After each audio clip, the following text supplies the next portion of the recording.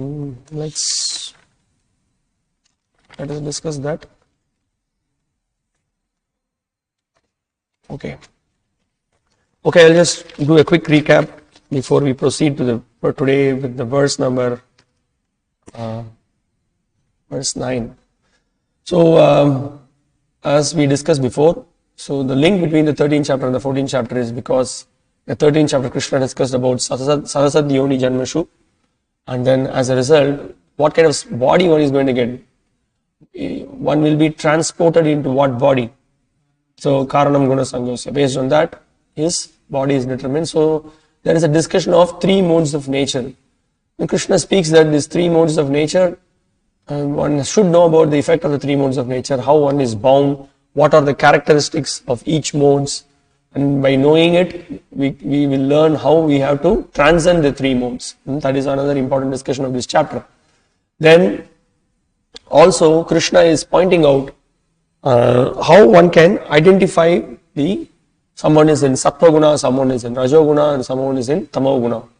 And also Krishna speaks when one comes in touch with this material world, when the Jiva comes in touch with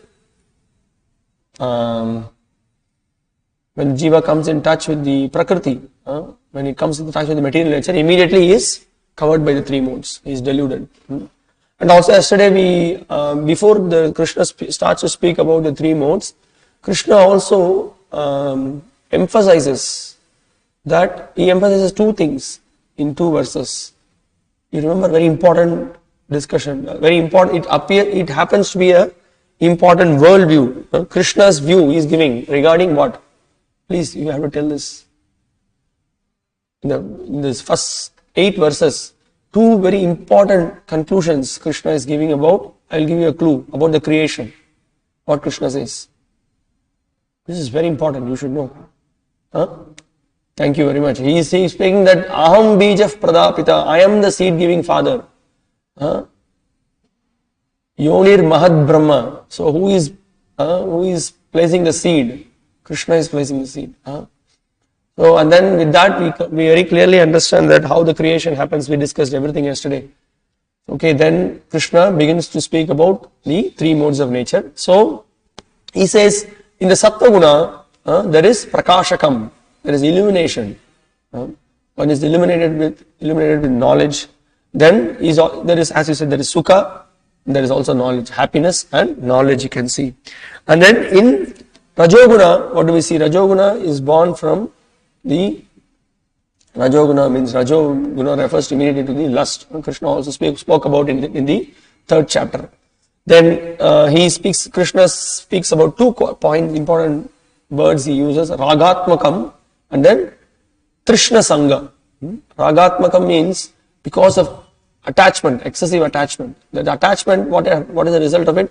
Whatever that is there, he develops more longing, and then whatever that is not there, that means what? He has attained something and he becomes very attached to that. Whatever that he has not attained, he is longing for that. This is the problem. And then Krishna speaks about Trishna Sangha. That's what is having so many hopes, so many longings for many things. Then the Tamoguna is speaking about. What are the qualities he is speaking about? The Tamoguna. What is the one in ignorance? Immediately is characterized by 3 prominent qualities you will see in him. What are those? Pramada. Pramada, then Alasa, correct. And then Nidra, yes. Pramada, one becomes mad. Alasa is always lazy. And then Nidra, sleepiness. Okay.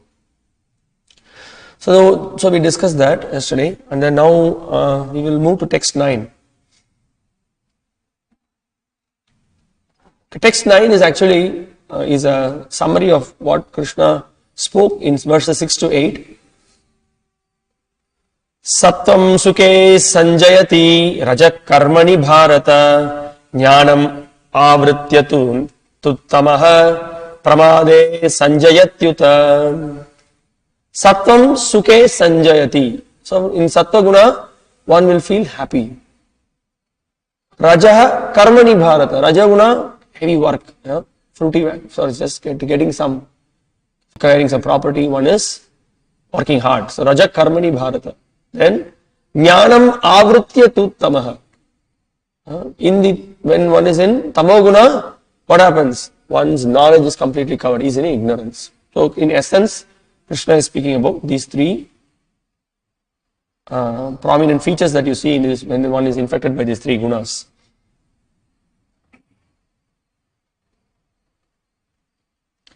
So Prabhupada points out in the purport that so one may be satisfied by getting some knowledge. He is referring to a philosopher, scientist or educators. They are in this sattva category. Then he speaks about those who are engaged in doing big charities, opening big hospitals, opening factories, doing hard work. All these people are under the category of Rajoguna. Then one in Tamoguna, what is his quality? He does not do anything good for him. Neither he does good for him, nor he does good for others. The situation of one in Tamoguna. Okay. And knowledge is covered. He does not know. He takes asatyam to be satyam, satyam to be asatyam. Okay, now let's go to text 10. Now, Srila Vishnu Chakravarti Thakur is asking a question. With regards to their respective effects, how do the gunas arise? How the gunas are arising? How can one of them suddenly become prominent? Also we see these three gunas are there, and the three gunas sometimes, every time in a given moment of time, some guna is prominent. There is a predominating guna. So that's what Krishna is going to discuss now. Let's speak about it. Rajastamascha vibhuya sattvang bhavati bharata rajas sattvang tamaschaiva tamas sattvang rajastata. Sometimes the mode of goodness becomes prominent, defeating the modes of passion and ignorance. O son of Bharata, sometimes the mode of passion defeats goodness and ignorance. And at other times, ignorance defeats goodness and passion. In this way, there is always competition for supremacy. See here? Rajas tamas chabi bhuya. So when rajas and tamas are covered, then sattvam bhavati bharata. Sattvam is predominant. Rajas sattvam tamaschaiva. When rajaguna and tamaguna, rajaguna and sattva is covered, then tamas is prevalent. Then when tamas and sattvam is covered, raja is tama sattvam rajastata. So there is from what we understand, there is always a constant competition. There is between these three gunas. It's not that one will be, if one is in sattva guna, is always in sattva guna. Or we can say that when someone is in sattva guna, the seed of rajoguna and tamoguna is already there in that. Because in the material world, of the three gunas, the sattva guna is considered to be the purest. But even that sattva guna also there is conditioning, which is also within the purview, within the three modes of material nature, and we are within the material world. Within the material world, that's considered to be the topmost quality. Okay, now let's see what Prabhupada says in the purport. When the modes of passion is prominent, the modes of goodness and ignorance are defeated. When the goodness is prominent, passion and ignorance are defeated. And when the mode of ignorance is prominent, passion and goodness are defeated. So therefore, one who is actually intent on advancing in Krishna consciousness has to transcend these three modes. You see, we may think that, okay, definitely we discussed in the previous chapters, for one to be situated in sattva is considered best. Because from sattvam sanjayate jnanam. From sattva, we will see in the same chapter that verse is quoted. From sattva knowledge arises. Okay. Now, if we think that one can be in sattva guna, is very safe. No, even in sattva guna you are bound. You are in this material world. It's like somebody is chained. One fellow is very proud that, you see, I have a golden chain. But still you are chained, sir. Someone else is chained with silver. Someone else is chained with iron. All the three are chained. But you are still locked up. You may be proud. It's something like you are in a C class jail, B class jail and A class jail. Still you are in jail. Don't forget that. So that is the point. Now, we can see how a person apparently maybe in Sattva Guna, but because of the influence of the modes, one can drift down. Very much one can fall down. We can take the examples from the Puranas and other places, Mahabharata, like the Nahusha, King Nahusha, he took a position of Indra. And then when he took the position of Indra, what happened? It was a very high position. Okay, so he wanted to enjoy Indra's wife, Sachi. So she didn't want to cooperate with him. So she was requesting the rishis. So the point is that Nahusha was in a very high position. Then he was cursed by Agastya and other rishis. Sarpa. It's a very famous story. I'm not going to speak about that. But the point is that Nahusha was in a very high position. He was in very high gunas are predominating, but sometimes the lower modes invoke. Then he is attracted by lust. So he fell down. We also see in the Krishna Leela, remember this Vidyadhara, he became a snake. He was a big king, he was a very high, demigod, he was a demigod. Then he became a snake. So what's the point that we are speaking? So when the predominance, maybe in Sattva Guna, but there could be a mixture of Rajo Guna and Tamo Guna. Anytime. So we can see people, sometimes they are very good, very peaceful, very calm, very nice. The moment they get the calls from the office, then finish. Then they open their third eye. They become very angry, or you can't speak to them, or they are in pressure, or they go to some work condition or with some other different kind of association. They are completely agitated. Why? Because it influences the kind of people we are associating with, the kind of work that we are in, the kind of place we are staying, the kind of dress we are wearing, the language we speak. So many things we are implicated. So that's why we have to really decide what kind of association we should have, what kind of that will invoke certain gunas in us. So when we are associating with elevated people, we can see them, they are always in goodness, and they are even further, they are in Vasudeva Sabdidam, or they are in Shuddha Sattva. And you can see these qualities of goodness are very much recommended to develop. Okay, we will discuss further about it. Now another thing also we see here, Prabhupada is speaking in the purport. See, here he is giving the same point. The prominence of some certain mode of nature is manifested in one's dealings, in his activities, in eating, etc. But if one wants, he can develop by practice the mode of goodness and thus defeat the modes of ignorance and passion. So this is the whole point. It's a question of practice. By practice, one can develop the mode of goodness. Although there are these three modes of nature, if one is determined, he can be blessed by the mode of goodness. See, very profound statement by Prabhupada. And by transcending the mode of goodness, he can be situated in pure goodness, which is called the Vasudeva state, a state in which one can understand the signs of God. You see here, what is happening? One will be blessed by goodness, he is saying. That means what? So goodness is a good platform from which we can elevate ourselves. See, goodness means what? One is very thoughtful in speech, very thoughtful in his action, very sober, cool-headed, very clean. See, that's why this whole training, this sadhana bhakti, it trains us. Immediately it molds our mind. It molds our habits. Whatever we might have done, that's a different story. But if you want to make progress in Krishna consciousness, we have to develop love of God. But to develop love of God, we need to follow certain rules and regulations by which we are in a very favorable atmosphere. We have to wake up early in the morning.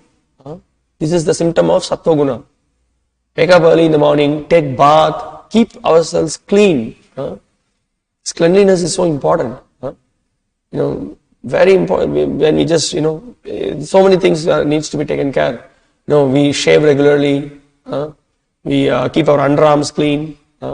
We don't wear the dress which has become sweaty. It stinks. We don't wear it. A person who is in Sattva Guna, you can see him. He will be very clean. His eating habits, you can see. Very, not that he mix everything and then just dump everything in the mouth. Not like that. Specific, how much ever is required to keep the body and soul together. That much food you eat. Very clean food you eat. So much again. There will be discussion in the 17th chapter as well. What kind of food? How the foods are? How the modes are? The foods are classified according to the modes. The modes will influence us. So what kind of food we are eating? So this way, when somebody joins the brahmacharya ashram, immediately a training is given. In fact, in the Gurukula, this training is given to the children right from young age. Nowadays, people have no clue what is meant by keeping clean. Sometimes we see people are, brushing the teeth. They are in the toilet brushing the teeth. What is this? Some heavy tamoguna. Or they just take bath. Same brush they put inside the mug, where they, same water is there, same mug. Or we can see nowadays there is no clue, no people have no idea.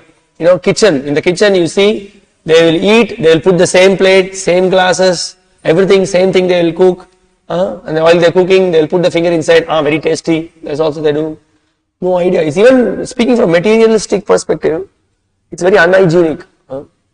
So the cleanliness is so important. So clean habits, and then when you are clean, then you can be very sober. So it will make you think, because subtly your mind is affected. When sometimes we will see, outside everything will be super clean. You just open the cupboard or go inside the room and open the door. Then you will see, all the one person's face will not be seen at all, because there's so much of cobwebs. Sometimes we see on the day of Deepavali, they just go near the altar and then they clean the altar, throw some few agarbatis, and you can see the altar. No times are so busy. That's why nowadays, in the modern days, the house, so many people are constructing houses. Previously, we can see there is some room for doing puja. Now there is no such room. God is in the heart. He's there, he's everywhere. Sarva Vyapi. So advanced. And even if such altar is there, there is hardly anybody does any cleaning. That will be the worst. And I know in one of my relatives' house, they are rich, quite rich, so stingy, they don't want to spend money to buy incense or flowers. They'll buy newspaper for 200 rupees. Newspaper and every nonsense they will spend money. That's the importance they know. That is what so-called pious people. So this is all influence of the gunas actually. So Prabhupada speaks about it. And you can see, actually one thing we can see, actually the material world is only ignorance. Although we speak about sattva guna and rajo guna, it is total ignorance. When the ignorance is little bit reduced, that is called what? Rajo guna, yes. And there is a little bit reduction of ignorance, that is rajo guna. And when further it is reduced, when one has got some understanding of reality of life, he thinks about life. He is able to gradually think in terms of, okay, maybe there is some spiritual life. We have to be pious and all those things. That kind of idea, when this idea comes, what is that? That is sattva guna. Otherwise, it's only predominance of ignorance. That is what is in this material world. We can see there is always, as this verse says, we should never be same time very lethargic. There is always great danger. We can see big rishis also, who are supposed to be in sattva guna, who have control of mind. They all have fell down. They all have fallen down. How? We can see whenever Indra becomes a little tense when somebody does tapasya. You start to chant Hare Krishna 4 rounds together. Immediately there is some fear. So we see big rishis performing tapasya, and then what happens? Then who comes? Ramba, Tilottama, Urvashi, so many they are coming. And then the rishis, such a intense meditation is performing, but due to the influence of the lust, that's all. Kanaka Kamini. Now one of the name that is given is Kamini. Kama. She invokes Kama, and then from that you are completely lost. You are deluded. So that is the situation actually in the material world, that they from sattva guna one comes to rajo guna. That's why we see also in the modern days, we also see Prabhupada when he speaks about sattva guna, he is giving an example of a brahmana. Brahmana is supposed to guide the entire society. Brahmana, you see in the Vedic times, it is like this, for one brahmana there may be 10 kshatriyas under him. And then for one kshatriya there may be 10 vaishyas. And then for under one Vaishya there will be 10 Shudras. Vedic times the system was like that. Everybody protected each and every one. Very nicely they were taking care. And the whole society was working under the guidance of the Brahmanas. Brahmanas were very thoughtful, very sober, and they study the scriptures. They direct everyone to engage in their sacrifice. So like that the society was kept very safe. The goal of life was reminded like that. Now in the modern days, what has happened? There is so much provocation of what? Rajoguna. Everywhere there is a predominance of passion, heavy passion. Work. And then enjoy. These are only two slogans. Party, let's party. This is the only thing. What party? So after party, you are having a headache and you are suffering, you are frustrated. This is your party. This is what is going on in this material world. People are, specifically in the modern days, you see the passion is invoked so much. And we can see how the Britishers came to India. The Britishers dominated India for more than how many years?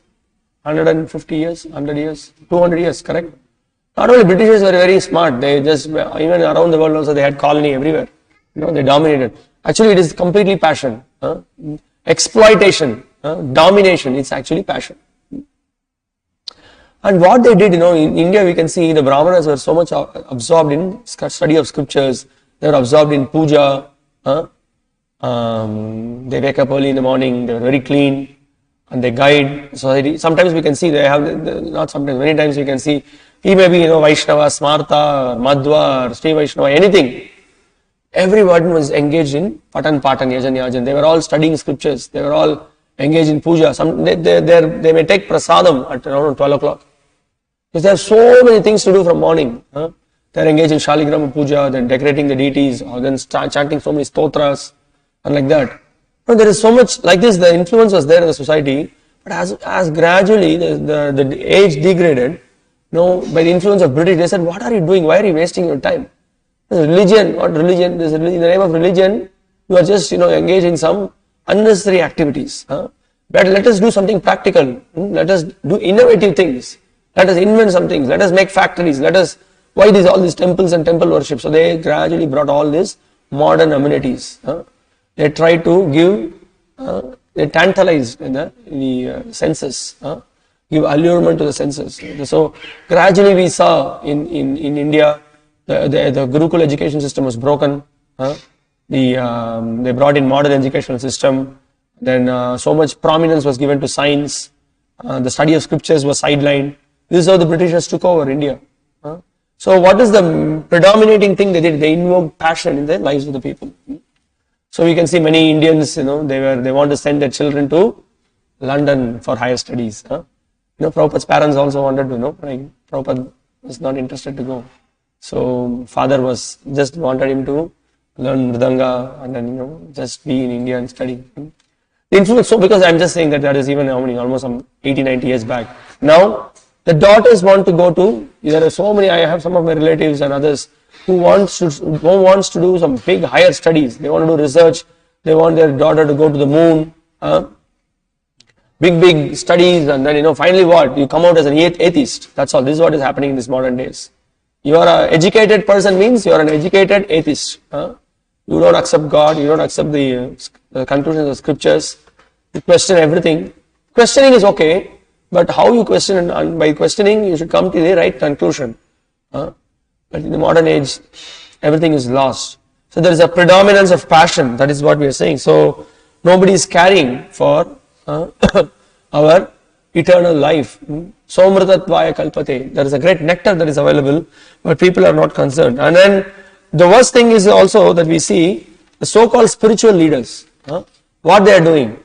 They are actually encouraging many so-called educated people to comfortably work. How to work comfortably, how to work like an ass. So they are giving solutions for that. This is what is happening. The so-called spiritual leaders. They just we will teach you how to live. Art of living. What is that? By living, you should learn how to leave this material world and go back to the abode of the Lord. And living here, how you can really be happy by engaging in the Lord's service. This is what needs to be learned. So people are cheating outright. And that's what Srila Bhakti-śāstra Thakur used to say. There are cheaters and cheated. So there are cheaters and there are people who wants to get cheated also, because they're always looking for some kind of a low class happiness. So that is a problem of the modern world. So this needs to be understood. So because more and more if you're going to be entangled in this mode of passion, then that's going to degrade us. There is always going to be a lot of greed, lot of envy, and society can never be happy. So the religion is not meant to promote this passion. The religion is meant to bring one to the level of love of God. So that is an important point to be understood. We also see in the name of religion, there are so many other problems also that is happening. Religion is supposed to develop love of God, but there is so much of killing of animals that going on, isn't it? So they say that in some of the faith, it is mentioned, the animals should not be, the blood should not come out. They say, so what they are saying, okay, we will do it in a very sophisticated way. We will we'll cut the animal in a very slow way so that it will not create pain, and with the blood, drop by drop, the blood will come out, and then we will offer some prayers, so it becomes holy cutting or holy slaughtering. It is all cheating in the name of religion. So this is what is going on. Or there is, as members of one minority faith, what they say, we will remove the particular nerve in such a way that there is no pain, so that we can eat the cow. This is what one faith they are speaking about. That when you remove a particular nerve, then the particular animal will not feel the pain. It's all complete cheating. These are all heavy lower modes, influence of the lower modes. So this is not actually real religion. In fact, if you say that you are a follower of religion, as long as you kill animals and you exploit people, you can never develop love of God. That is not at all possible. So these are all the effect of lower tendencies. And then also we can see not only the other faith, even in the so-called we have the Hindu faith also. This is also what they are doing. They are also so many slaughter of animals. Prabhupada discusses about it in one of the purports. I am giving you a heads up. There is so much of animals are being slaughtered in the name of sacrifice and this and that. And also if you see, there are some tantra. There are so many other people who follow these tantras. They engage in abominable activities. We can't even discuss about it. They try to have sex with the dead bodies, pass stool, and the idea is that when you are engaged like that, you check out how your mind is calm or not. All kinds of abominable things in the name of tantra and all those things. So in various faiths, so many things are there. Immediately we can see that they are all in the lower gunas. But here the discussion is about there should be a predominance of sattva guna. From sattva guna, then comes knowledge and happiness, like that. Okay, let's go to text. Okay, this is what Srila Vishnu Chakravarti Thakur is pointing out here. With regards to the respective effects, how do the gunas arise? When rajas and tamas are eclipsed, sattva appears. So that's what Srila Prabhupada discussed. Let's go to text 11. It has been stated that the prominent guna appears when the other two gunas become weak of their own accord. Now the Lord speaks of the qualities of increased gunas in 3 verses. How do you see someone is in sattva guna? When the predominance of sattva is there, what can you see? Sarvadvareshu dehesmin prakasha upajayate jnanam yada tada vidyad vivriddham sattvamityuta. The manifestation of the mode of goodness can be experienced when all the gates of the body are illuminated by knowledge. So Krishna says, jnanam yada tada vidyad. Prakasha upajayate. What is illuminated? Knowledge is illuminated in all the gates. What are those gates? We will discuss immediately. There are 9 gates in this body. 2 eyes, 2 nostrils, 2 ears, then the mouth, then the genitals and the rectum or the anus. So 9 holes. All the 9 holes are illuminated when one is in sattva guna. So Prabhupada says, in the mode of goodness, one can see things in the right position, one can hear things in the right position, and one can taste things in the right position. One becomes cleansed inside and outside. In every gate there is development of the symptoms of happiness. That is the position of goodness. Short purport, but very important points here Prabhupada is conveying. So we will try to understand what is meant by someone is elevated in knowledge, fixed in sattva guna. Also we sometimes see even those who study science and others, they also talk about 7 instincts. People have certain instincts, for example eating, procreation, defense, then resting. Then people have some inclination to have some property. There is parenthood, they want to take care. And then also people are interested to keep things nice, neat, clean, that's also there. So we can see all those things here also. We can see this when the senses are properly engaged, then the senses will be illuminated. When the senses are not properly engaged, then the senses will not be illuminated. We will have so many difficulties, problems, diseases, all these things happens. Now, Krishna speaks about a person in the material world. He has to somehow or other engage in some work. See, the thing is that all these senses needs to be engaged. There is the idea of not engaging in it. Let's do nothing. This also, there is a philosophy like that, right? Let's do nothing. Let's not. When you engage, you are getting into trouble. So if you don't engage, then no trouble. But that idea is not possible. How Krishna defeats that idea? Krishna says that the nature of the soul is to always be active. Nahi kashtit shanamapi jatu tishtatya karma krit. Karyate avashak karma sarva prakriti jayir gunaihi.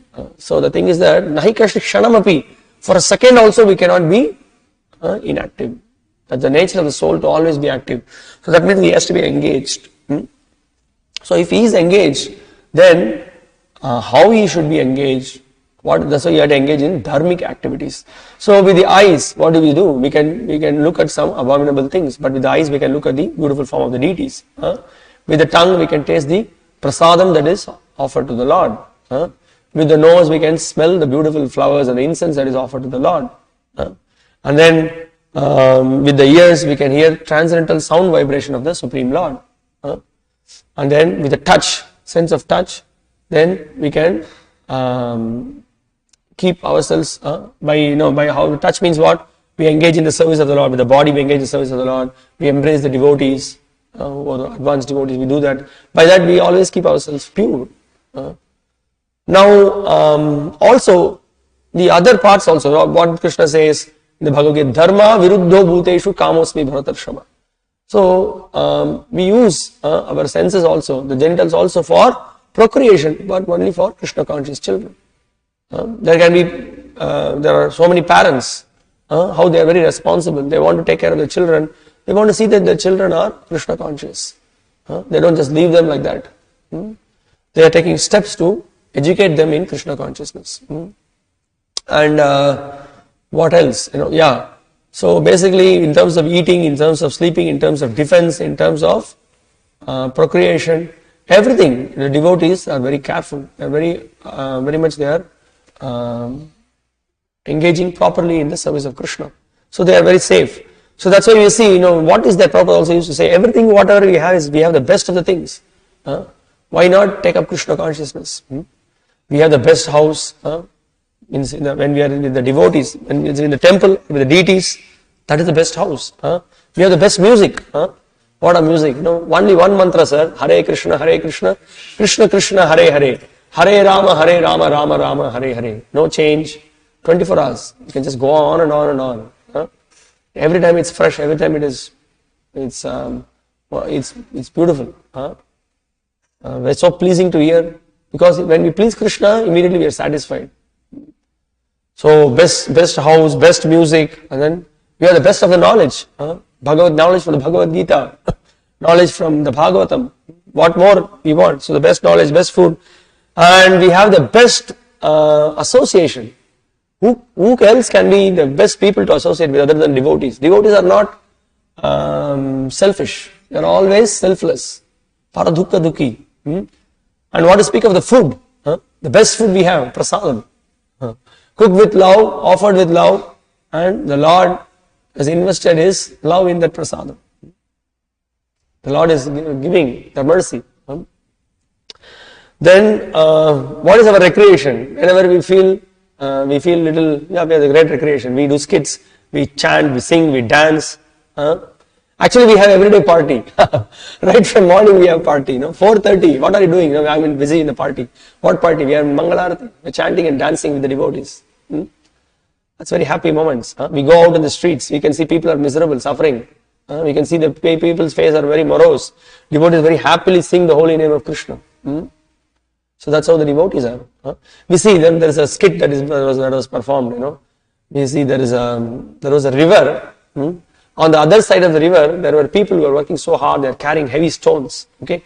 On this side of the river, the devotees are chanting Hare Krishna so happily, jumping up and down, holy name they are chanting. And then they are waving their hands, hey, come this side, come this side. You can also come and join us. It's something like that. There is Goloka, there is this material world. In between there is the river that is separating both the abodes. So devotees are calling, come, come, come. Why are you struggling? No, you can just come. But you have to just cross the river. For just crossing the river, there is a little bit swim. Now for swimming, what you have to do? They are, some of them are thinking, but they are looking happy. Maybe I should go that side. And then there are others from this side saying, no, don't go that side. You have great responsibility. You have a great burden. He's having these heavy stones. This is what is compared to all the burdens. I have this responsibility, I have that responsibility. I have to take care of the nation. I have to feed the poor. I have to do this. I have to build this factory. I have to make this world a great place to live. So many things he's putting on his head. And then, what is he trying to do? No, he doesn't want to throw the stones. They are saying, hey, you can come. Just throw the stones. Just swim and come across. You can be happy. I cannot throw the stone, but I have to take care of this stone. Suffer. That's what is happening in this material world. Some are little wise. They think, what is this? Anyway, whatever even endeavors I do, big responsibility I've taken, but still there is no happiness. Let me try Krishna consciousness. So they swim, they cross the river and then they come. But others, how you can, you only just, drown if you have these heavy stones with you. So this is the point, we have to raise ourselves from this lower gunas. So fixed sattva is the platform from which, so when in everything, all the senses are properly engaged. You can cross over. Otherwise, we will be stuck in this material world. We will be stuck with repeated birth and death. Sometimes some people they what to say, those who are in ignorance, they just point to the devotees and then they say, hey, you know what? You are abusing your body. What is this? Waking up early in the morning and taking bath. You fellows are suppressing your desires. You don't want to watch movies. You don't want to go for parties. Why are you suppressing? No, sir, we are not suppressing. Yeah, you say we are suppressing the lower gunas. What are we doing? Yes, we are suppressing passion, we are suppressing ignorance. We don't want to let it go. By with the transcendental knowledge, we identify these are all the lower gunas. So suppressing means actually we don't even we just I will stop my lower emotions. So what do? This is the power of the bhakti, What it does, we engage in devotional service. So automatically the lower gunas are suppressed. So this is the point. So this position of goodness is very congenial to go up. Okay. Text 12. Lobhav pravritir arambha karmanam ashamapspriha rajasyetani jayante vivriddhe bharatarshabha. O chief of the Bharatas, when there is an increase in the mode of passion, the symptoms of great attachment, fruitive activity, intense endeavor, and uncontrollable desire and hankering develop. You see? Now the symptom of passion is being discussed. What Krishna says? Lobha. Lobha means greed. Pravartir arambha. So there is an endeavor, intense endeavor for performing certain activities. So much strain one undergoes. You can see sometimes in the, how many of you have been to Bombay? Bombay, anyone of you has experience of traveling the trains in Bombay? You don't have to worry. You just come near the come near the train, you'll see a magnetic force. Suddenly you are inside the train. You are kicked inside the train and then you have to express desire to tell, I have to get down this particular station. So just you come little forward and again you are kicked out in the particular station. It's so crowded. It's crowded like anything. You go crazy traveling the train, and people travel such long distance, 2 hours, 2.5 hours. They travel, work so hard, and then they come back home like that. Intense endeavor for nothing actually, for some tiny pleasure, flickering pleasure. So pravritir arambaha, karmanam ashamaspriha. So it is said that uncontrollable. Their desires are uncontrollable. So much desires, overflowing desires. When the desires are overflowing, will you ever be satisfied? Never. Always, already you did something. Sometimes I used to wonder, even when we were little small boys, we used to discuss with our friends, hey, this such and such is a big actor, okay? And with this one movie, there used to be some discussion, we used to, for this role he played, he gets some, 20 lakhs. 1 crore. He said, why he has to work again? He has got so much money, he can settle down in his life, Like that there used to be discussion. But this is the point, lobha, greed, I want name, I want fame, I want position, I want people to glorify me. Intense greed is there. So how you can be satisfied? Very amazing instruction Krishna gives in the Bhagavatam when the Lord came as Vamana. He gives when Bali is requesting Vaman, small boy, asking, what do you want? Please ask. Just 3 pairs of land you give me, that is enough. 3 steps of land. What? I'm Bali, I am the Chakravarti. You want, just think about it, only just 3 pairs of land you want? I can give you anything, So, but no, it's enough, 3 pairs of land. Then, Lord Vamana is giving a very nice instruction. He says that, Yavanta Vishaya Preshtas, Trilokyam Ajitendriyam. Then he says, Nashaknuvanti te sarve pratipurayitam nripa. So he says that for one whose senses are not controlled, who is not satisfied, or a person with an uncontrolled senses, even you treat, what he says, Trilokyam Ajitendriyam. You give him the 3 lokas, Ajita Indriyam. He can never be satiated. He can never be satisfied.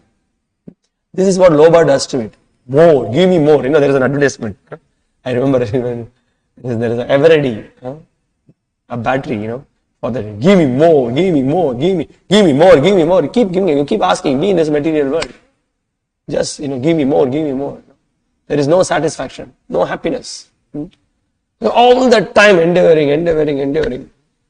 That's why Vedic lifestyle we see, people are just satisfied with whatever they got. They know, due to my previous karma, I am in this situation. So whatever I have, I just get on with my life. But now you see, now we will see that you become a rich man. There are so many books. People, those who actually is very interesting. That you can see how to. There are so many books that are available in the market. How to become the richest person, how to become the most famous. And you can see people buy those books, those people become rich by writing those books. Those who read those books, buy those books, they remain in the same position actually. It's a very unfortunate situation. But that's the thing, I don't believe in karma, Karma is there, your karma is like this, that, why you are artificially trying something? Be satisfied with whatever you are, but you endeavor for that which is most important. You have to endeavor for that which is most important, that which is a permanent thing that you get in life. That the people in passion, they do not know. So one time His Holiness Sohotra Maharaj very nicely made a point that there was a question is asked, what is this? We have the best of music, best of knowledge, best of food, best of people, everything we have best in this Hare Krishna movement, everything is first class. But why then people are not joining? Then Maharaj said, because they are asses. Because they are ass, ass-like mentality, You always want to keep burden. But nevertheless, devotees are very merciful, We were also like this before, isn't it? Before coming in touch with Krishna consciousness. We all had so many different aspirations, I want to go to the US. I want to join this company, I want to become this cine star. I want to become, one of my friends, I want to become leg spinner for India. Recently, it's a big sensation in the newspapers. Shane Ryan, he died. See, there's a big analysis, whether it was a heart attack. Who cares, So many people are coming and then going. You can see big sports stars, who What happened to all these big tennis stars? Mats Wilander, Ivan Lendl, Andre Agassi, Pete Sampras. Where are they, sir? Where they have all gone now? So much craze, reading newspapers, left, right and center. What will be the finals? What will be the semi-finals? All invoking passion.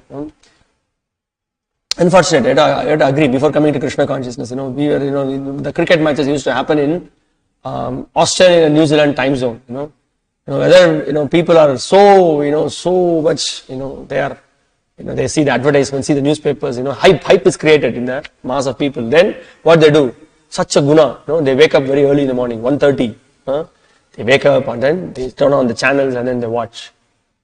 Otherwise, you will never see him waking up early in the morning. The passion drives the person so much. You can see also people working, you can see the people working in the call centers. In India, the IT enabled services, people are very proud. My son is working in call center. What call center, Baba? What is this? People previously, they used to work only 8 hours a day.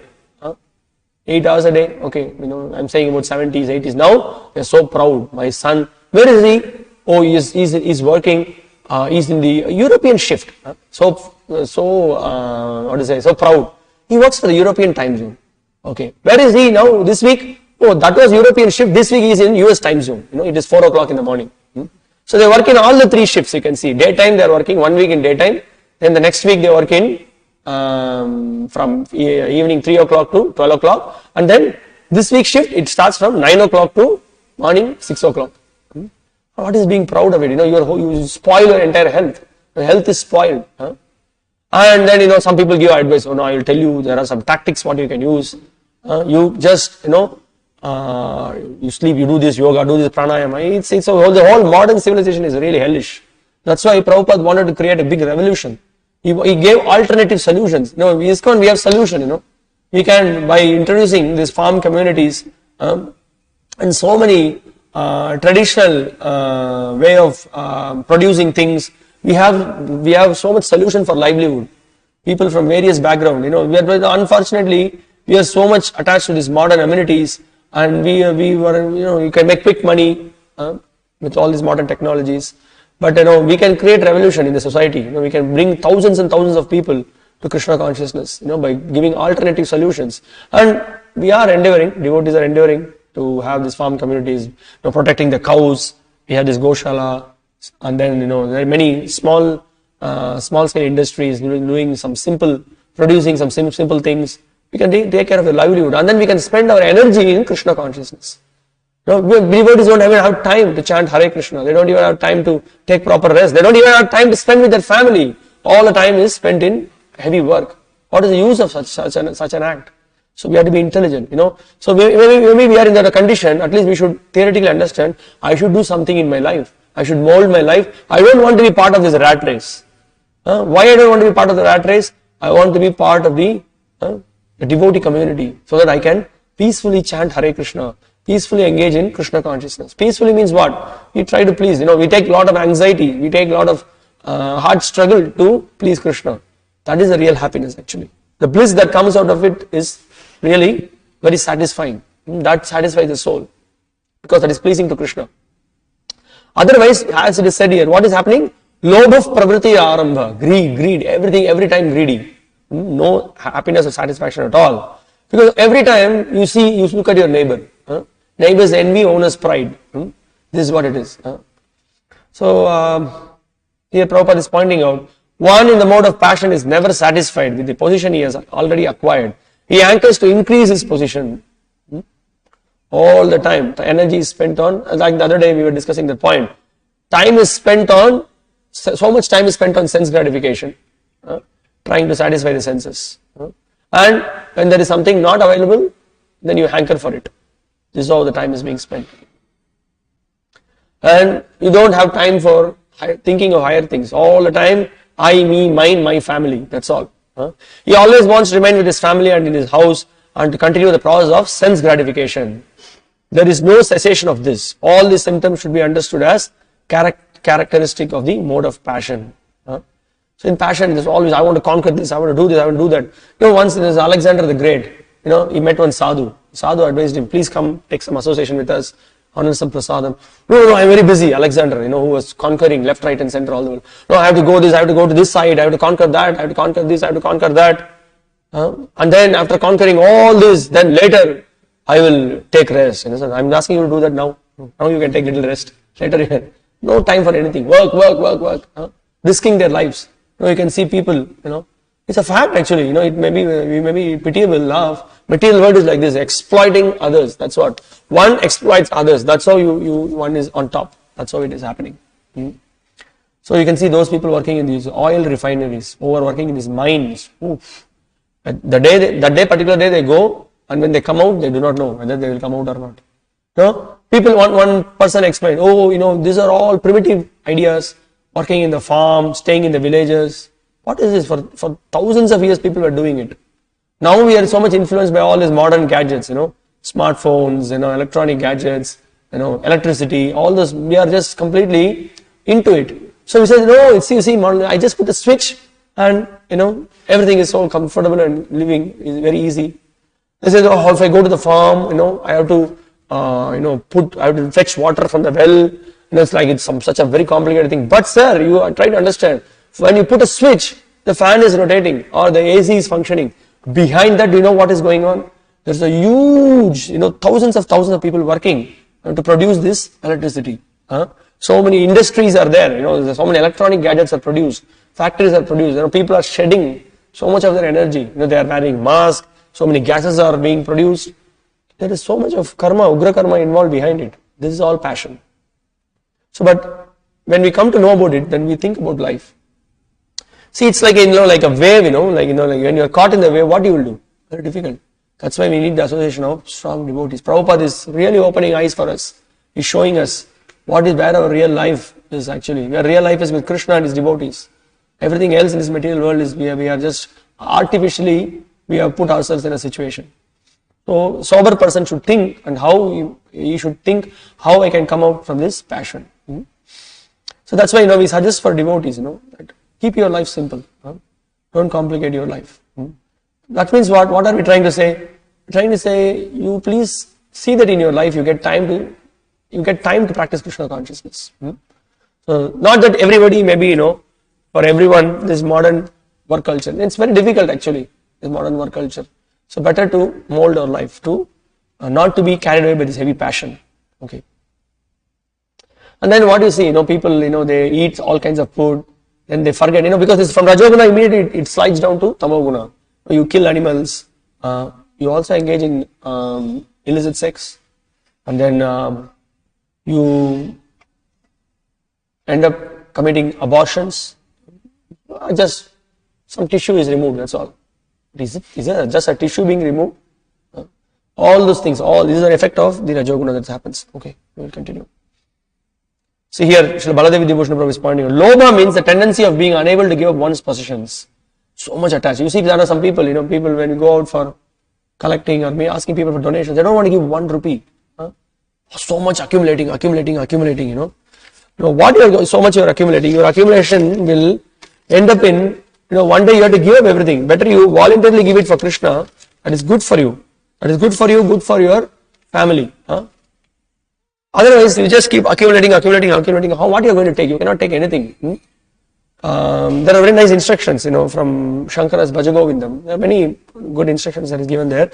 In one of the songs, he says, Ma kuru dhanajana yavvana gharvam harati nimeshat kala sarvam. He says that you are speaking so much, just like this. A fraction of a second, everything will be taken out. Right? The kala sarpa. It doesn't wait for anybody. You cannot bribe it. This person is always calculating my assets, he's asking the secretary, people, I have this 7 estates here, I have this there, I have this, I have my Swiss bank account, I have this and that and this and that.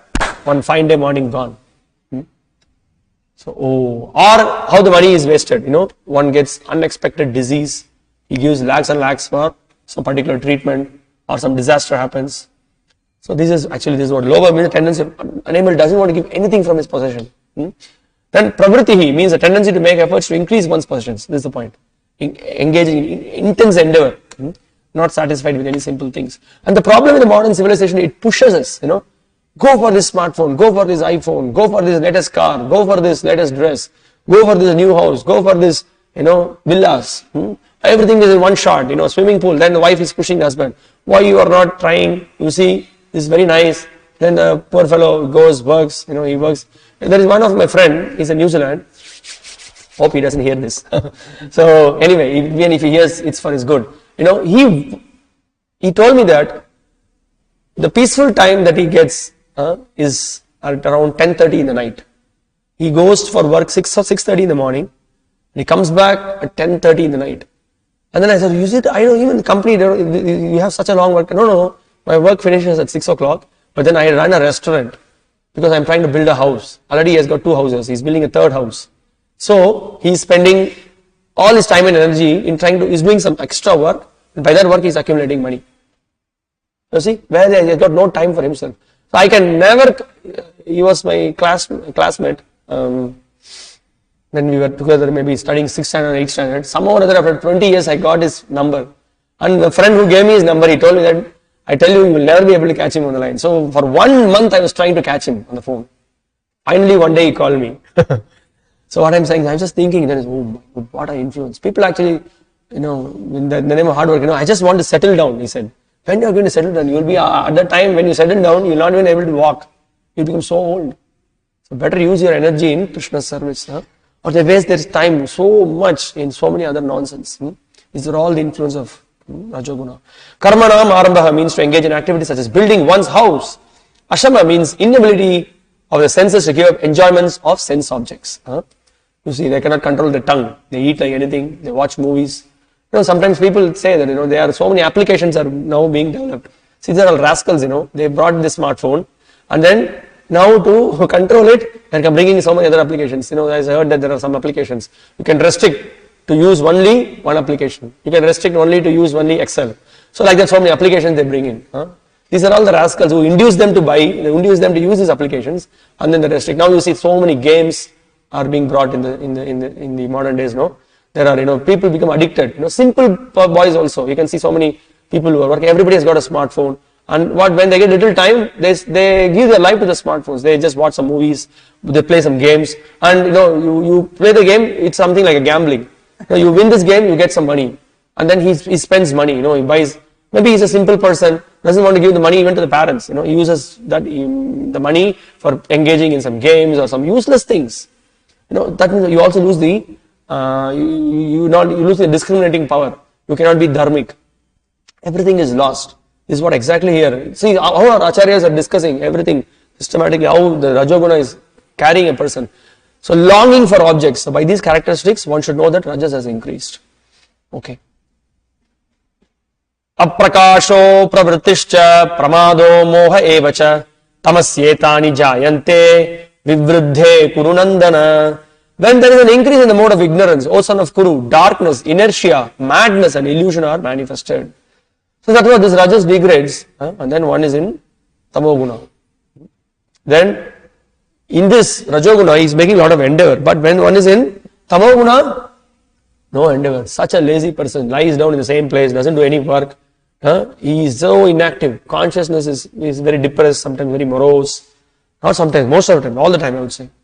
Doesn't do anything, doesn't know what to do in life. This is the influence of Tamoguna. He gets addicted to drugs, eats abominable things, and then engages in all kinds of abominable activities. Doesn't do good for him, doesn't do good for others. This is the influence of Tamoguna. And you see, they don't give any respect for scriptures. By lack of knowledge, by enjoyment of things prohibited by scripture and aversion to prescribed actions. Aprakashaha apravritihi. By lack of awareness, such as not noticing something one is holding in one's hand. This is amazing thing. When one is in this real Tamoguna, Tamoguna means sometimes you see people crossing the road, they're speaking on the phone, there's just how many accidents are happening. Exactly, it's being Prabhu is pointing out. So it's not noticing something one is holding in one's hand, and by absorption in what is false, one should know that tamas has increased. They stick to the wrong things. They just do that. Okay. Now, by the domination of these gunas, what are the destinations of people who are in the particular guna? That is being discussed in the next two verses. Yada sattve pravriddetu pralayam yati dehabrit tadottama vidang lokan amalan pratipadhyate. When one dies in the mode of goodness, he attains to the pure higher planets of the great sages. Pralayam yati dehabrit. So at the time of pralaya, the time of death, what happens? Tadottama vidam lokan. Tadottama. So he goes to the uttama vidam. Uttama vidam are the highly elevated people, the great sages. He may go to the place of the great sages. Amalan, and he becomes the pure higher planets. You can see above the earth there are higher regions. And then as we go, like Tapoloka, Maharloka, Brahmaloka, there are the more pure personalities are there. Some of the Gyanis and other Rishis are there in that place. So, if one is always in Sattva-guna, one may be elevated to that position. So, Prabhupada points out significance of Amalan. The word Amalan is significant. It means free from the modes of passion and ignorance. There are impurities in the material world, but the mode of goodness is the purest form of existence in the material world. Those who die in the mode of goodness are elevated to the planets where great sages and great devotees live. So, that's what, sometimes we hear. Some people are transported to higher lokas. From that higher lokas, they make further progress if they continue to practice. Otherwise, they can again fall down. And also, we hear those who are in the Brahma loka, along with the devotees of Brahma, those who are practicing devotion there, along with Brahma, they will be transported to Vaikuntha. There are statements in the Bhagavad. We also read in the previous chapters. In the 8th chapter, we read that some of them they go back like that, and sometimes when they do not go, they again come back to the material world. But in all ways, being situated in sattva is good, it helps. But simply being in sattva without trying to endeavor for higher purposes, what will happen? That you will be, maybe you may go to Swarga also, you may get some happiness there, again you may come back. Text 15.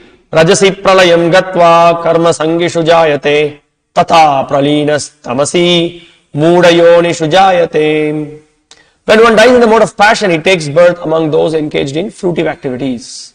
And when one dies in the mode of ignorance, he takes birth in the animal kingdom. Watch out! Watch out! What is that we need to watch out? Well, we have got the human form of life. If we are not going to be serious, then we may become a cat or a dog or a tree for that matter. See now, what is the major problem in this modern world? There is, with all these modern gadgets and the internet available everywhere, what is being promoted? One industry has got a big revenue all over the world. First of all, such an industry is not at all necessary, but that industry is getting a lot of money. Because the more and more dharmic activities are reduced. So many, it's just everywhere passion being encouraged, and then from passion immediately it will degrade to lower gunas. From passion it will come to ignorance. Now what is this what is this called? This pornography industry. It's everywhere it is being promoted. That's you can have seen on the internet so much. Everywhere there is advertisement. People are addicted. Many innocent boys, many innocent I would say boys, girls, so many. They are nowadays in the schools, colleges. They are exposed. Their laptops are available, smartphones are available. So they are completely exposed. Now, when you develop such a tendency, you want to expose yourself. You want to be naked. So the nature arranges for you. Okay, you remain naked for months and years. You remain naked. You get a body of a tree. See. Very dangerous. Such an important is the International Society for Krishna Consciousness, or we call it the Hare Krishna movement. We have a great responsibility to save the lives of the people.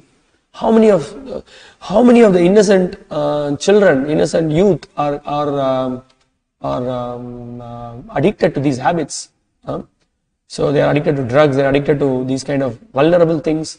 They are innocent, actually very innocent. Actually, they are just exploited by all this. Demoniac people are exploiting them.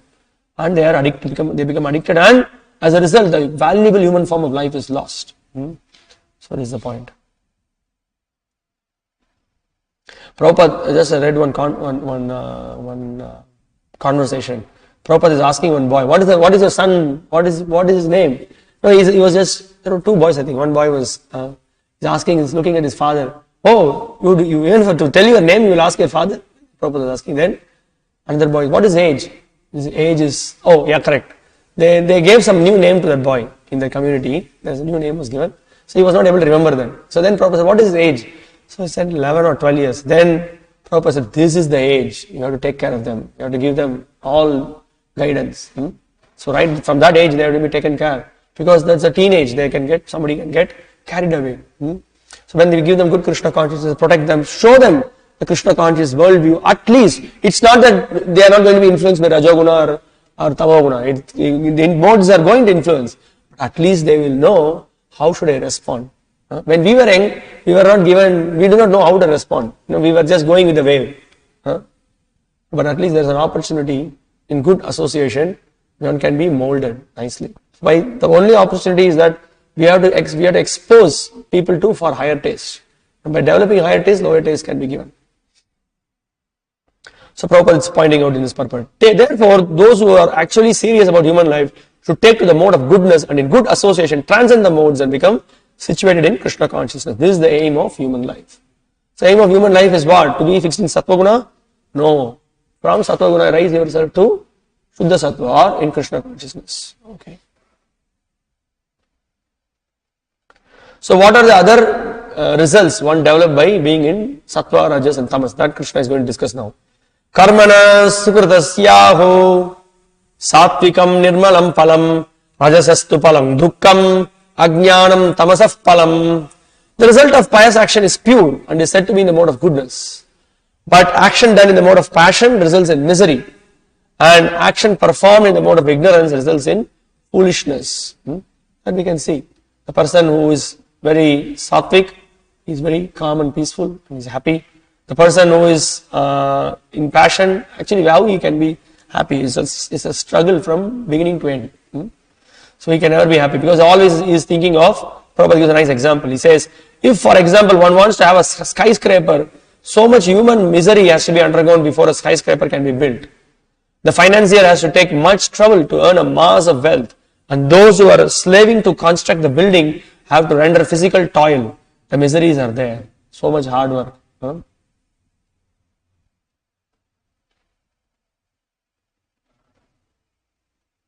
So now this is the point. Prabhupada says that there may be a little so-called mental happiness. I have this house or this money, but this is not actually happiness. You don't even have, you can see sometimes people, they're just, eating. They don't have time to eat their food also. They'll be standing, they'll be just putting something in the mouth, or they'll be eating in the car. For those who are in the software companies, you would have had this experience. People I've seen, I have told this before also. I cannot forget some of the impressions in the mind. I've seen some of my friends, these cup noodles, horrible. They'll put hot water. They'll be speaking to the clients. In between, they'll be eating these cup noodles. What a crazy life, actually. That's how it is. Now, Prabhupada, again here in this purport, he is giving some important points. He is speaking about, in human society, so he's speaking about specifically about the slaughtering of the poor animals. In ignorance, this is what is happening. People slaughter the animals and then they are not aware. Just to satisfy the tongue, they slaughter the animals. And then they are not aware that they are going to get reaction. They are going to be born again as an animal. And they are going to face a similar situation. So why the abortions are happening? One lecture or conversation Prabhupada is pointing out, because in the previous life you killed the cow. That's why you are killed in the womb itself. That's the point. Yeah. How you can kill the cow? Cow is such a soft. Any animals they are innocent. They do not know. And specifically cows are considered like a mother.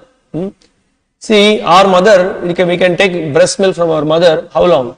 Maybe 6 months, 1 year, 2 years, maybe okay, some are taking for 3 years also. But then after that we cannot. Now, let's say, okay, I'm 45. Now also I'm drinking milk, but I'm drinking milk from the cow. She's our mother. But then when it stops giving the cow milk, what are we doing? We want to just kill it. Very offensive. It's the greatest offense that in the Vedas it is mentioned. Killing the cows is the Gohatya. Very offensive.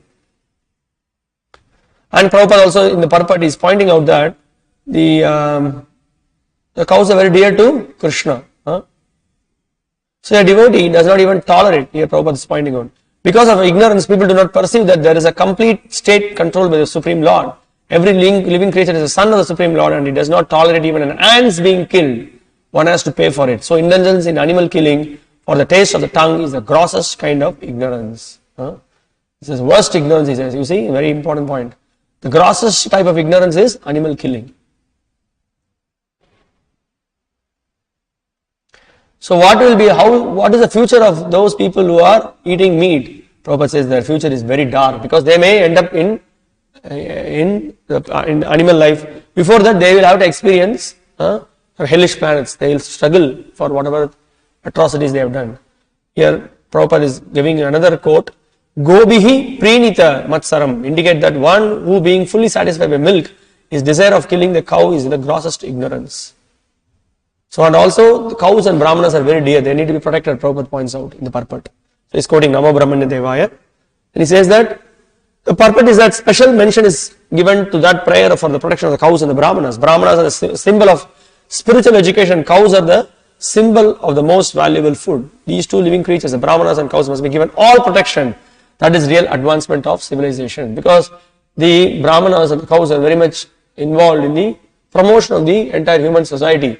Because brahmanas are engaged in sacrifice. For sacrifice you need ghee, and ghee you get from cow's milk. Milk is turned into yogurt. From yogurt the butter can be churned. Butter can be turned into ghee, and then it is used in yajna. So by yajna the whole society is saved from degradation.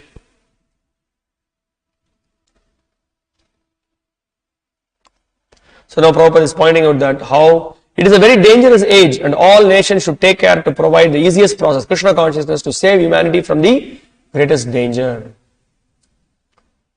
So the greatest danger, because the whole society is degrading, either passion or ignorance. Total ignorance, that's what is happening in the modern society.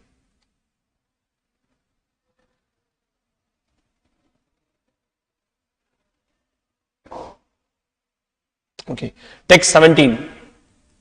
Sattvat sanjayate jnanam rajaso loba evacha pramadamohau tamaso bhavato jnanam evacha. From the mode of goodness, real knowledge develops. From the mode of passion, greed develops. And from the mode of ignorance, develops foolishness, madness and illusion. So we already discussed this point, that from sattvam sanjayate, from sattva guna, knowledge arises. Only in knowledge, proper knowledge, one will at least theoretically accept Vishnu as supreme. From there, by the practice, one goes further ahead. So then passion only increases the greed. That's what that is being discussed. Now Prabhupada is in this purport is speaking how we should educate to stop this irresponsibility. What irresponsibility? Having no education about spiritual life, having no idea of these three modes. He is saying that for developing the mode of goodness, the people in general must be there. When they are actually educated in the mode of goodness, they will become sober in full knowledge of things as they are. Then people will be happy and prosperous. Even if the majority of the people aren't happy and prosperous, if a certain percentage of the population develops Krishna consciousness and becomes situated in the mode of goodness, then there is a possibility for peace and prosperity all over the world. Definitely, even though, if you see the whole world, the community of devotees may be very less, but they have a great impact in the society. When we go out and we preach, people think actually, Nowadays nobody gives the true message. The reality, sadhu means you should speak the truth. You should really point out what is good, what is not good. Be bold enough to speak the truth, and it will impact the heart of the sincere seekers. I remember I had asked some couple of devotees how you became devotees. They said the first time they heard, his name is Bhakti Rasamrita Swami. Now he's Bhakti Rasamrita Swami. Previously he was Devamrita Prabhu. When he was giving a class, he was giving a lecture. Okay, he spoke about how does the impact of eating all this meat, and then what a great atrocities is happening, how the influence of passion, how we are losing this heart of being soft, we become very hard, the mercy is lost, all those things. The two people, when they heard, it really struck them. They immediately after the class went and then met him, asked further questions. They took Prabhupada books, they heard, they read. Immediately they stopped. That day they stopped meat eating. And in fact, one boy joined the Hare Krishna movement. You see, it has an impact. Prabhupada's message, or the message of pure Krishna consciousness, it has impact on people. So we should preach. We should not be just keep this knowledge with us. Whatever that we hear. What is this Bhakti-śāstra course? What we are doing? We are trying to churn. We are trying to appreciate. We are trying to absorb the knowledge, and then we should distribute it to others. Then save the lives of the people who are right in front of your eyes. Where they are going? They are going to hell. You should save the lives of the people. So this is very important. Here Prabhupada is further saying, if one wants happiness at all, his money will not help him. He has to elevate himself to the mode of goodness by practicing Krishna consciousness. When one is engaged in the mode of passion, not only is he mentally unhappy, but his profession and occupation are also very troublesome. He has to devise so many plans and schemes to acquire enough money to maintain his status quo. This is all miserable. This is another point, how to maintain status. For maintaining his status, he is working so hard. So that's why we have to really plan and then keep our life simple, so that we can spend our time in Krishna consciousness. Here in the commentary, Srila Vishnu Shankara Thakur is very nicely pointing out. He's saying that from Rajas comes greed, a particular thirst. Now we heard, no? What is that we heard? Trishna Sangha. Krishna is discussing. Trishna. What is this? What is that he is interested in? Here he is saying that he cannot be satisfied by indulgence in millions of sense objects. Can you imagine? Millions of sense objects cannot satisfy a person. This is amazing. Because that is a cause of sorrow. The result is a little happiness with plenty of grief from doing these habits. See, this is the thing, sometimes when somebody is affected by lust, he wants to, I just remember from years back that, there was in Vrindavan, suddenly there's one of our, in our movement, some very nice Mataji, she came from the west, she was practicing, she is looking beautiful, okay? But there was one fellow who was a local person in Vrindavan. He was became very lusty. Somehow or other he wants to get that girl, So he was somehow or other he wanted to get her, but she was a devotee, she was practicing. But then what he did, that his intense greed, it took him to such an extent that when she was not succumbing to him, he killed her. This is the worst thing that happened. This is what, these lower tendencies take you to such an extent, you will never be satisfied, Because right from young age, he has got so much money, he is the son of a politician, he's got a lot of money, whatever he asked, like this, he got everything. So, I like this girl, I want to acquire her. So, but it's very demoniac. When she didn't surrender, she shot her. And I think he also died. Anyway, I'm giving this example, maybe very harsh to hear. This is a reality, ground reality. This is what is all this passion is driving us to this extent. So very dangerous, So if we knowingly or unknowingly, if we are engaged in some sinful activity or something, we should know where we are heading to. Remember, you are just falling into the pit. Better you come out of it. Still, nothing is lost. By taking up to Krishna consciousness, all the sins that we have committed, everything can be overcome. This is the power of Krishna consciousness. Okay, text 18. Urdhvam gacchanti sattvasta madhye tishtanti rajasaha jaganya guna vrittasta adho gacchanti tamasaha. So, Hare Krishna. So this is the point, so you see, this is an important verse to be learned. Krishna says, Urdhvam gacchanti sattvasta. So if you are in sattva guna, gradually go up. But then, if you are in rajoguna, then you hover in this material world. And then further, jaganya guna vrittascha adho gacchanti tamasaha. You go down if you are in lower gunas. That is being pointed out.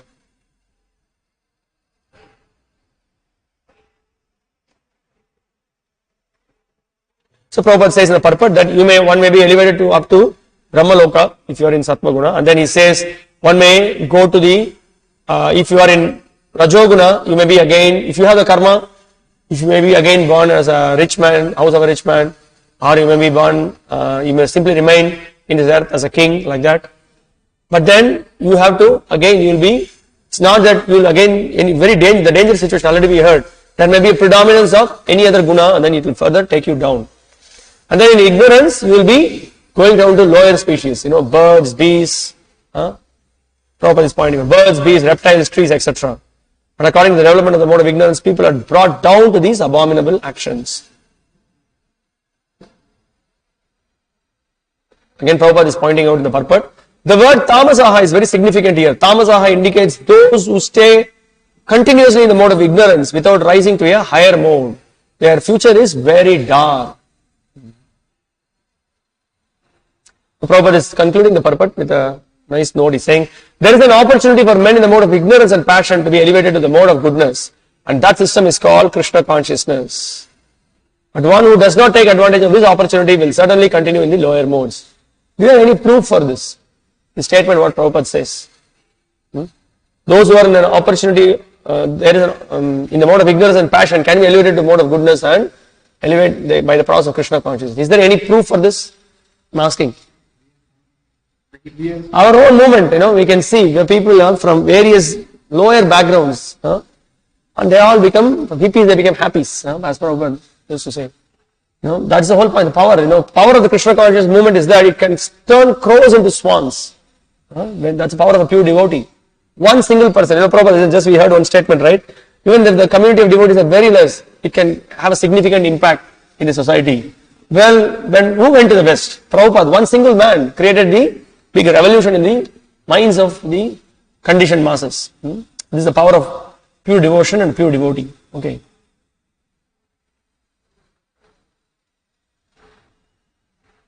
Okay, so I'll just stop here. We will discuss the rest of the verses tomorrow. Or not tomorrow, sorry, on Monday. Sorry. So just to remind you, tomorrow there is we will have the 13th chapter exam. Just one other thing not to forget. See, in the 13th chapter, I just missed to give, there is an example that was given about the, if you see, just go back and then you can take a look at it. 13th chapter, verse 3, Prabhupada is giving an example of the painting, the painter and the easel. If you read it, somebody may have doubt what is this all about. Prabhupada mainly wants to clarify that the Purusha, the Prakriti, and then Purusha, Prakriti and Ishvara, these three are three different personalities. So to differentiate that, he gives the example of this painting, painter and easel. So painting is, so let's say painter has control over the painting and the easel. Easel is kind of like a tripod stand. You have the stand here.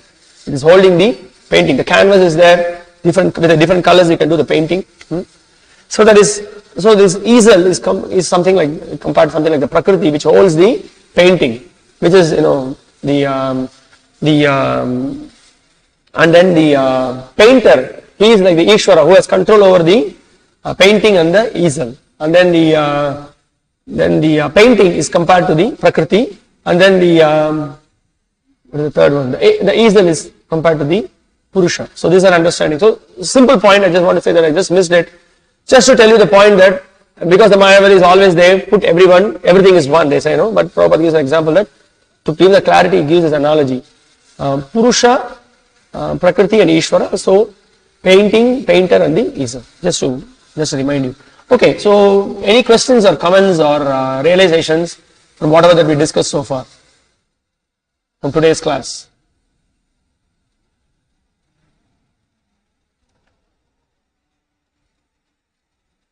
Okay, you all have transcended the modes.